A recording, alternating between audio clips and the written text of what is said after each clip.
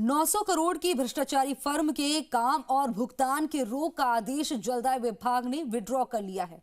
Back date में order निकालने के बाद एक बार फिर जलदाय विभाग विवादों की भेंट चढ़ गया, क्योंकि 900 करोड़ के भ्रष्टाचार के बावजूद फर्म के काम और भुगतान चालू हो गए। ऐसे में क्या ये माना जाए कि अफसर बदल जाए, सरकार बदल जाए, लेकिन सिस्टम वही रहेगा? इस रिपोर्ट में देखिए।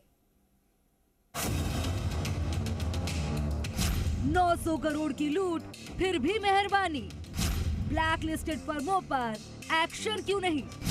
जीजा साले पर कौन मेहरबान?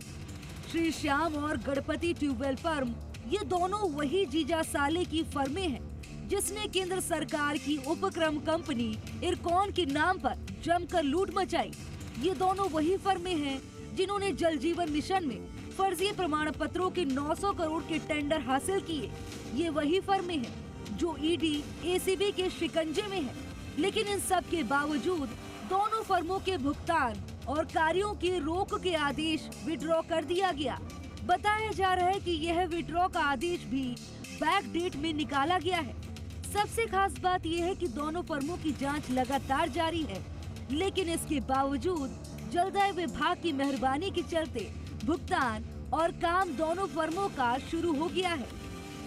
जलदाय विभाग में एक आदेश फिर से विवादों की भेंट चढ़ गया है।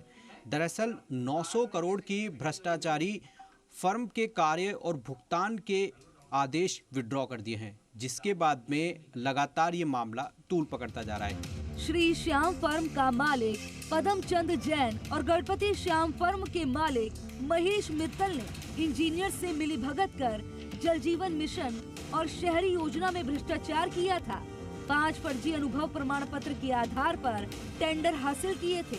इस पूरे मामले में ईडी ने 2 बार पीएचईडी अफसरों और इंजीनियर्स के यहाँ छापे मारे थे। पदमचंद जैन और महेश मित्तल दोनों रिश्ते में जीजा साले हैं, लेकिन अब एक आदेश के बाद फिर से दोनों फर्मों का रुतबा दिखाई दे रहा है। ऐसे में क्या अब यही माना जाए कि दोनों भ्रष्टाचारी फर्मों ने नई सरकार में भी पैठ बना ली है? कोर्ट के आदेश के बाद दोनों फर्मों को भुगतान और कार्यों के आदेश विड्रॉ लिए, लेकिन जलदाय विभाग ने दोनों फर्मों को ब्लैकलिस्टेड कर दिया। यानी अब दोनों को विभाग में कोई काम नहीं मिलेगा। हालांकि आदेश मौजूदा कार्यों पर प्रभावी नहीं होता, लेकिन जिन फर्मों की जांच चल रही है, क्या उन फर्मों पर जलदाय विभाग की इतनी मेहरबानी क्यों दिखाई दे रही है?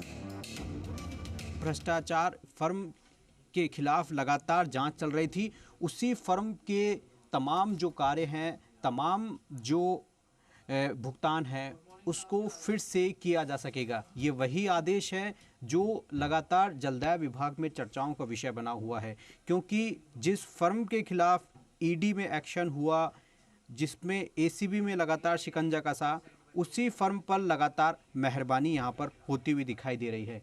ऐसे में बड़ा सवाल यही है कि आखिरकार कौन कौन इन 2 फर्मों पर मेहरबान है, क्योंकि इरकॉन कंपनी के नाम पर 5 जो अनुभव प्रमाण पत्र है वो इस फर्मों ने बनाए थे और लगातार जल जीवन मिशन में लूट मचाई थी।